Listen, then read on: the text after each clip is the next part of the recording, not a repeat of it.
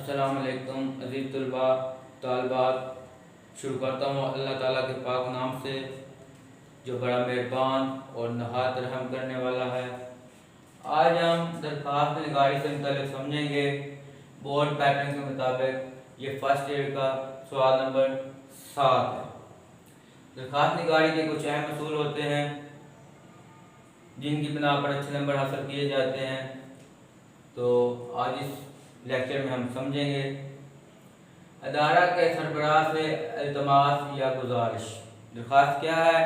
किसी अदारा के सरबराह से इल्तमास करना या गुजारिश करना। दरख्वास्त का एक फॉर्मेट होता है, उसको साफ सुथरा लिखना होता है। तो ये तरीक़ाकार आप देखें कि मैंने ये पहली लाइन लिखी है, बाखिदमत जनाब प्रिंसिपल गवर्नमेंट कॉलेज अलिफ बे जिम। पहली बात मैंने दाएं और बाएं तरफ से एक एक लफ्ज़ की जगह या 1 इंच की जगह छोड़ के लिखा है, तो इसको इंटेंट कहते हैं। जब भी दरख्वास्त लिखें बिल्कुल लाइन के साथ से शुरू ना करें बल्कि इंटेंट की जगह ज़रूर छोड़ दें। फिर देखें कि मैंने प्रिंसिपल जनाब प्रिंसिपल, तो जनाब के साथ प्रिंसिपल साहब भी लिख देते हैं बच्चे। जनाब या साहब में से एक लफ्ज़ लगाएं क्योंकि दोनों ताज़ीमी लफ्ज़ हैं, इसलिए इनमें से एक इस्तेमाल होगा और ये एक ही लाइन में आना चाहिए। ये जो आपने मुखातब किया है पहली लाइन में ये बातें। दूसरी लाइन में देखें अनुमान आपने लिखना है। अनुमान क्या है जी? फीस माफ़ी की दरख्वास्त है, तो आप लिखेंगे दरख्वास्त बराए फीस माफ़ी और इसको अंडरलाइन ज़रूर करना है आपने। देखें बड़े महकमों में जब दरख्वास्त जाती है तो अफसरों के पास इतना टाइम नहीं होता, तो एक एक लफ्ज़ पढ़ें। वो अनुमान देख कर ही उस दरख्वास्त को मुतल्लिका इंचार्ज या शोबे के हवाले कर देते हैं और उसको देख कर ही समझ जाते हैं कि किससे मुतल्लिक ये दरख्वास्त है। इसका भी एक नंबर है, अनुमान का भी एक नंबर है। अगर आप ये दुरुस्त लिखते हैं तो आपके ये 2 नंबर पक्के हैं, ये भी एक नंबर, ये भी। इसके बाद देखें जनाब आली लिखा है मैंने। जनाब आली आप यहाँ पे लिख सकते हैं, सेंटर में भी लिख सकते हैं, जिस तरह आपको मुनासिब लगे। तो इसका भी एक नंबर है। तो स्टूडेंट्स क्या करते हैं, इसके ऊपर खड़ा ज़बर डाल देते हैं, वो गलत तरीका होता है। इसके ऊपर कोई खड़ा ज़बर नहीं है बल्कि ये अलामत है नदाइया की, नदाइया की अलामत है। और फजाइया की अलामत भी यही होती है सेम, लेकिन इस्तेमाल में फ़र्क होता है, उसमें जज्बात का इज़हार होता है। और यहाँ ये पुकारने के लिए भी नदाइया की अलामत इस्तेमाल होती है। इसका भी एक नंबर है। ये आपके 3 नंबर हो गए अगर आप बिल्कुल दुरुस्त लिखते हैं। इसके बाद देखें मैंने मुआद लिखा है, मतन लिखा है। आप 2 से 3 पैराग्राफ बना लें। तो किस मौजूद से मुतल्लिक़ है? अदारे के सरबराह के नाम, प्रिंसिपल के नाम है, तो आप वो बात बताएंगे। सबसे पहले अपने बारे में बताएंगे कि मैं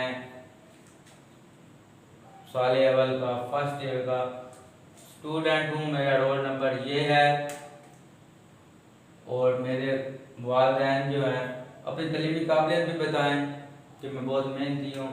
और फिर अपने वालिद का बारे में बताएं, अपनी मजबूरी बताएं, वो रीज़न बताएं कि मैं फ़ीस क्यों माफ़ करवाना चाहता हूँ।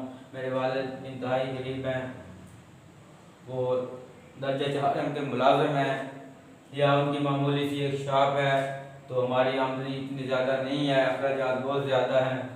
मेरे 3-4 और भी बहन भाई पढ़ते हैं, उनकी भी किताबों का खर्च होता है।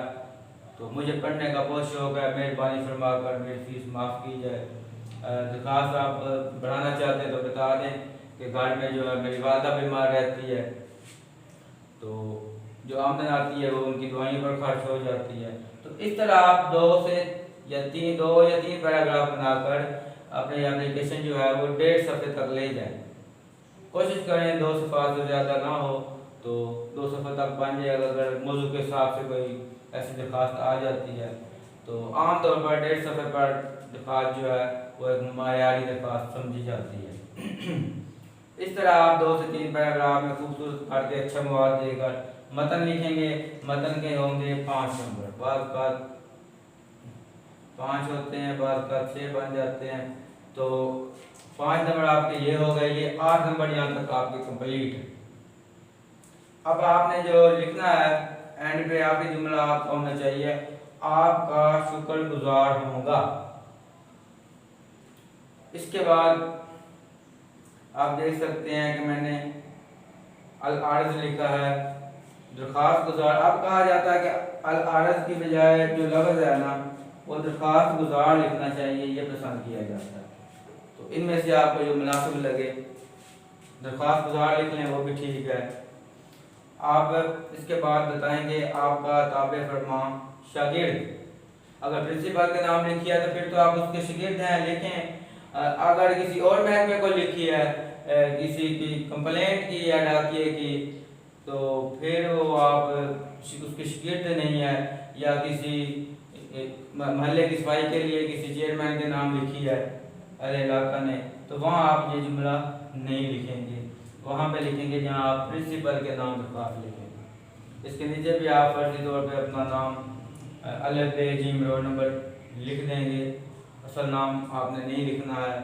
ये तामिया का 1 नंबर होगा। तो ये आपके फिर 8 और 1 9 नंबर बन गए। और 1 नंबर आपका होगा तरीक लिखने का, दुरुस्त लिखने की सूरत में। तो कैसे लिखनी है ये भी देख लें। यहाँ पे अल आरस लिखा है, उसके दाएं तरफ मैंने लिखा है, बिल्कुल लाइन के बाद से भी नहीं लिखा। तो ये हिस्सों में लिखा है, जो दिन है 15 महीना जो है सितंबर, ये लफ्जों में लिखा है। और 2020 ईस्वी फिर लफ्जों में लिखा है। इसके साथ तारीख या मौका वगैरह लिखने की भी कोई ज़रूरत नहीं है। और एक और ख़ास बात, अगर आप ये अलामत डाल देते हैं इसका मतलब भी ईस्वी है, ज़ालिम क्या करते हैं कि इसके नीचे ये अलामत भी डाल देते हैं और ये गलत होता है। इनमें से एक लिखें। तो ये लफ्ज़ों में कौन सा दिन है 15 सितंबर को लिखी है, तो ये महीना जो है लफ्ज़ों में और ये फिर हिस्सों में लिखें। इसके साथ तारीख या मौका वगैरह लिखने की भी कोई ज़रूरत नहीं है।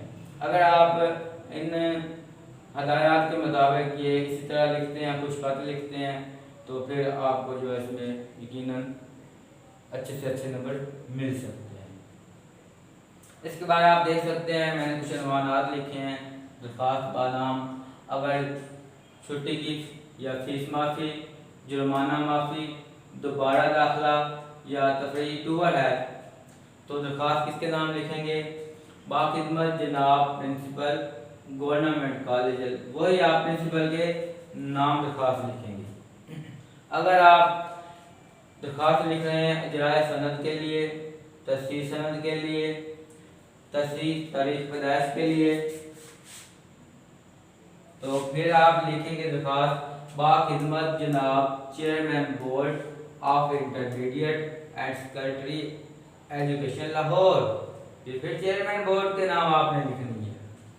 अगर आप दरख्वास्त लिख रहे हैं किसी इंदराज मुकदमा की कोई रिपोर्ट आपने दर्ज करवाई है, तो फिर आप लिखेंगे बाखिदमत जनाब ऑफिसर इंचार्ज थाना सदर, जहाँ के भी रिहायशी हैं उसी के मुताबिक, जहाँ या लाहौर के हैं तो उसी के मुताबिक आप लिखें।